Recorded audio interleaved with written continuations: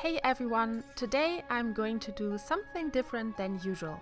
Of course, the title already gave it away, but this video is more than how a 10-minute painting looks versus a 1-hour painting. It is about what makes a painting interesting, and the results will surprise you. In fact, this experiment even surprised me more than I expected. I chose a motif that I felt possible to paint in this short amount of time, and I thought it can't be that difficult, right? Well, you will see how that worked out. And on a side note, I started with a finished underdrawing, because this video is only about the watercolor process and not about the drawing. Time is on, let's start. The most important part of this motif obviously is the face.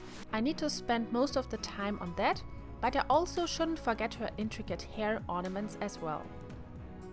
I know I don't have time for multiple layers of skin tones, so I don't even bother. Instead, I mix all the different colors that I see in the skin, exaggerate them, and painted them directly within the first layers in the wet on wet technique. The ear is the center of the painting, and letting it pop out in bright orange will look cute later. The time's running, but I still need to be super focused because the silhouette of the face is of utmost importance to capture the expression of this little girl.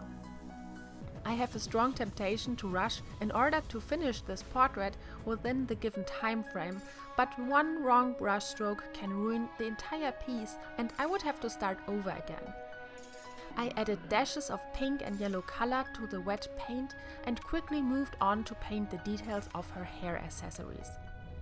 Because they are so detailed and fine, I didn't even bother with that and simplified them radically, with just painting a couple of green and pastel pink brushstrokes. Now everything was dripping wet, and the only way to continue before time's run out is to quickly blow dry everything. Next, I worked on the details of the face, the eyelashes, eyebrows and lips, and gave the profile a subtle brown contour.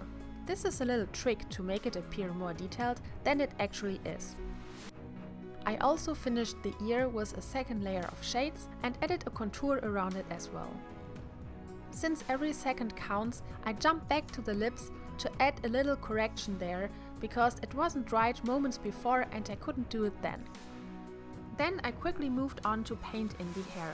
Only 1 minute and 30 seconds left. How did the time run out so quickly? I barely managed to paint anything. So I focused one last time and mixed a couple of different brown and blue tones to capture the hair color and to also give it some variety. It would look boring if I'd painted it just black. I carefully painted around the flowers in the hair and deliberately left some white scraps of paper shine through to create even more detail without actually painting it. And to top everything off, I added a couple of wild splashes in the color of the hair, and luckily they landed nicely and didn't ruin everything.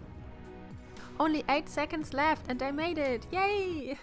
Oh my gosh, that was very stressful, but I am happy how this study turned out. But before we continue, I wanted to let you know that I have over 100 painting lessons available for you on my Patreon site, in which I teach you my techniques step by step. These videos are way longer than the ones you see on YouTube. You get my reference photo, the sketch to print out, my material list and the high resolution file of the final artwork so that you can paint along with me. Just follow the link in the video description to join me on Patreon and get access to over 100 full-length painting lessons. Now I can lay back for the next one. This time I have a full hour to complete it. What a luxury compared to 10 minutes. And even better, I now know the motif better after having painted it already, and I can better concentrate on the individual elements, the play between them and in which order I have to paint them. Like in the first attempt, I filled in the skin tone with alternating hues of orange and beige and continued with the hair ornaments. This time I am able to render them more specifically and I painted individual petals and sticks. I blow dried everything and moved on to adding the second layer of shades on the face. Fortunately, I don't need to stress out and I can spend more time on cell shading the details of the face. This part is still difficult because the details are so tiny and they don't have lots of contrast. It's also crucial to preserve the freshness and brilliance of the watercolors, so I mustn't add any muddy colors on top of the bright and shiny peach tones of her skin. It can be very terrifying to know that with one wrong color I can ruin my entire artwork. Adding the shade on her jaw was critical too, because it can easily dry up patchy, but luckily it didn't. Shockingly, half of the time was already up. How did that happen so fast? I was sure that I would manage to complete it in time even with details, so I decided to give the hair ornaments a second layer of cell shading detail. Next, I went on refining the profile of the face, like in the first attempt, adding a contour and soft lashes, and then my camera stopped recording. With all the excitement going on and my fear of ruining the painting, I totally forgot that my camera can only film half an hour before automatically stopping. I was so angry! As you can see, 7 minutes later I had finished painting the hair with almost the exact same technique I applied in the first attempt. This time I could make it more accurate though and could add a couple more details and hair strands. 20 minutes left and I added more shades to the painting to give it depth. This time I could even paint her dress, which I completely ignored the first time. Next round of blow drying before adding yet another layer of shades everywhere and some final adjustments on the facial features. This time I could focus on all the details on her ear and I was able to make it look really lively with all these different layers. Then came the scary part again, adding splashes to the almost finished piece. This was scary, and as you can see, they look very different from the first version because you have almost no control over them. I looked at my clock and realized that I had still 10 minutes left. How did that happen? I tried to use the remaining time to build up some more depth, but to be honest, there's not much of a difference, so I stopped and called it finished after only 5 minutes.